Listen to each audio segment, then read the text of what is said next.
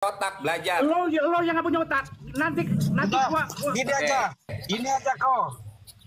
Kita bertemu di atas ring aja.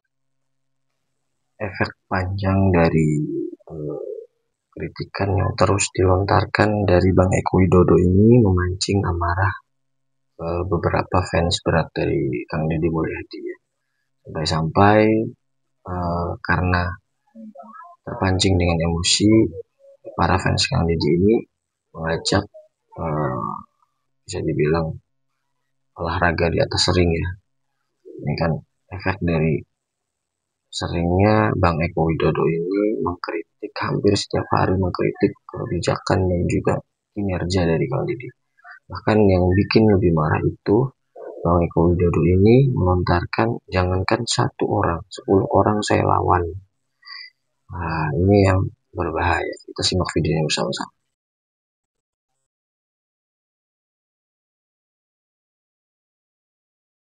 Pakai otak belajar. lo yang nggak punya otak.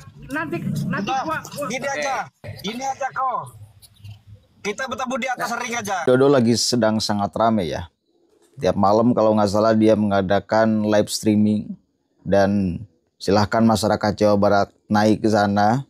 Lalu ada bahasa yang kemudian menjadi sangat rame, malah ditantang ribut di atas ring. Karena kata si Eko, jangankan 1, 10 saya akan hadapi, katanya. Saya harap warga Jawa Barat jangan terpancing sih sama si Eko ini. Satu kali lagi pesan saya harap warga Jawa Barat jangan terpancing. Ya, biarkan aja si Eko ngoceh apapun. Karena udah jelas, udah kita kan pasti akan berseberangan secara pikiran dan apalagi dukungan nih.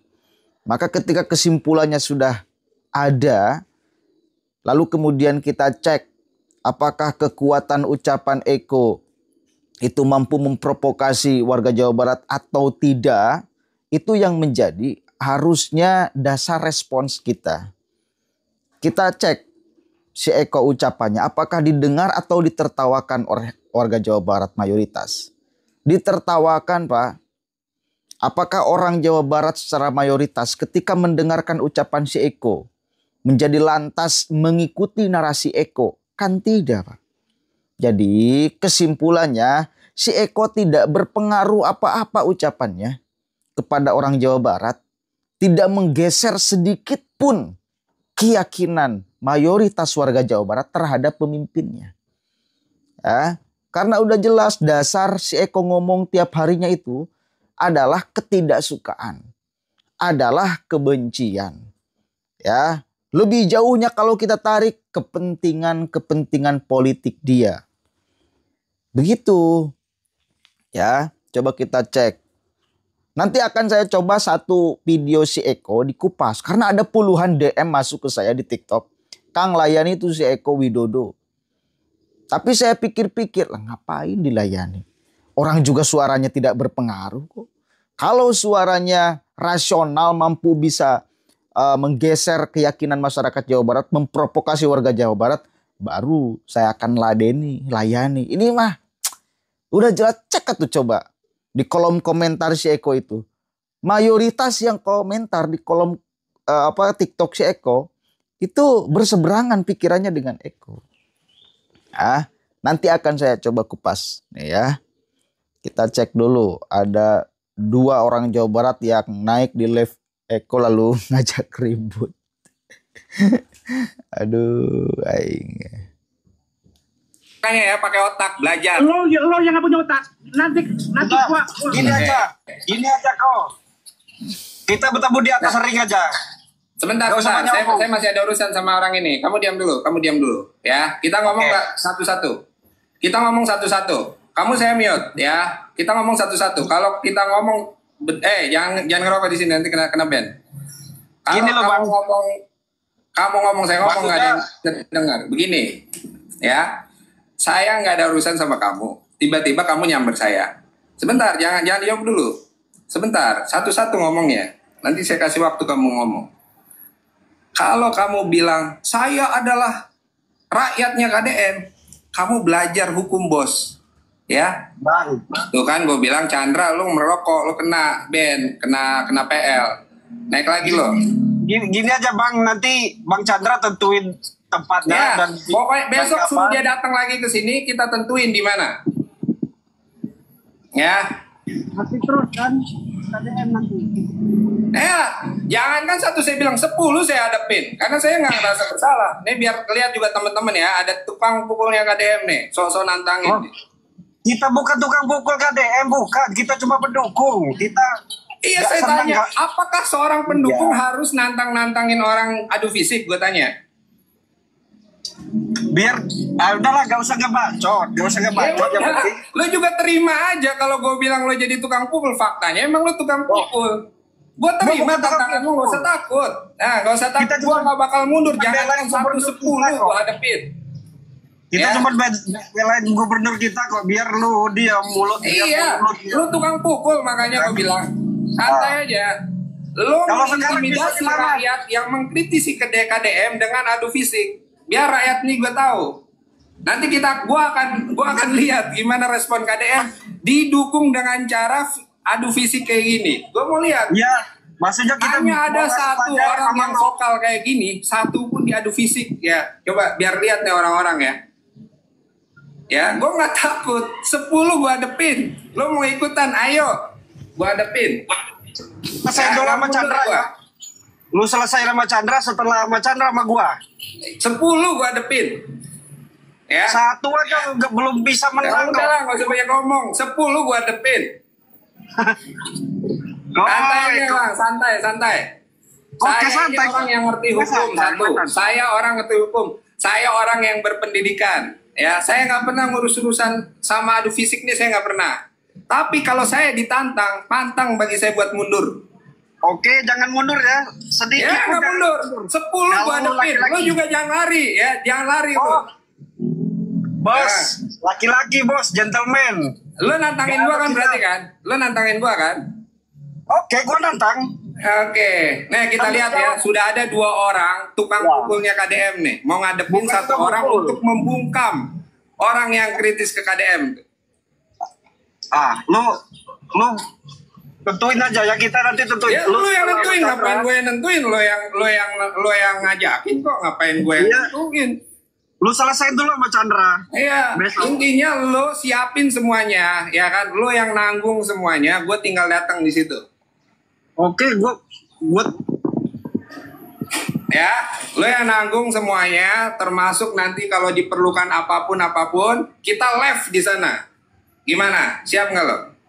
Lo siapin dulu, jangan kere lo nggak punya duit terus lo sosok nantang. Ini pakai duit bos, banyak bos.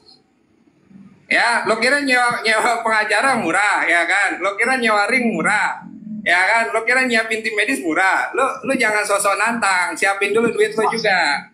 Ya. Suara lo nggak ada, bos. Jadi begini ya. Satu kali lagi saya berharap menghimbau kepada seluruh pendukung KDM agar jangan terpancing. Asal Anda tahu aja Pak Eko, bahwa masyarakat itu berbeda-beda. Tingkatannya, levelnya. Apalagi urusan pendidikan, pergaulan, dan lain sebagainya. Saya tidak menyalahkan juga kalau ada respons masyarakat Jawa Barat ketika melihat cungur Anda itu seperti ini. Tetapi kalau bisa, saya mohon, saya harap kepada para pendukung KDM, mending jangan terpancing. Dibiarkan aja si Eko mau ngoceh apapun. Justru semakin ditanggapi, semakin mau tuh si Eko. Akan terus. Dia itu kalau lamun dina sapi maker kumincir, hayang diakui, hayang kelihatan hebat, hayang menjadi wah, begitu ya. Dan kritikan-kritikan selama ini nggak rasional atau banyak yang nggak rasional. Misal gini, terbaru VTC Eko Widodo, dia mengkritisi ini nih. Biar kita kaji sama-sama cara bermain logika Eko ya. Nih, yang ini nih. Guys, viral video pengemudi diintimidasi preman parkir liar di Jalan Surya Kencana Kota Bogor. Pertanyaannya, di manakah KDM yang janji berantas premanisme, berantas pungli, berantas parkir liar, ternyata cuma omong kosong, Fred. Seorang pengemudi sederhana hanya parkir sebentar di depan rumah ibunya sendiri di Jalan Surya Kencana. Tiba-tiba dua preman parkir liar mendekat. Mobilnya dipukul berulang kali, sopir diintimidasi, dan teriakan kasar memaksa bayar uang parkir. Ini lahan kami, begitu ancaman mereka. Korban hanya bisa langsung tancap gas sambil merekam bukti. Insiden ini bukan yang pertama, sudah sering viral, tapi preman-preman ini tetap bebas beraksi. Bukan sekali dua kali, tahun lalu video getok tarif 20.000 untuk mobil biasa pun viral. Di kawasan yang seharusnya jadi pedestrian ramah pejalan kaki. Preman ini bukan cuma pungli, mereka melakukan pemukulan, pengeroyokan, bahkan rebutan wilayah yang berujung pembunuhan bos parkir liar di Bogor.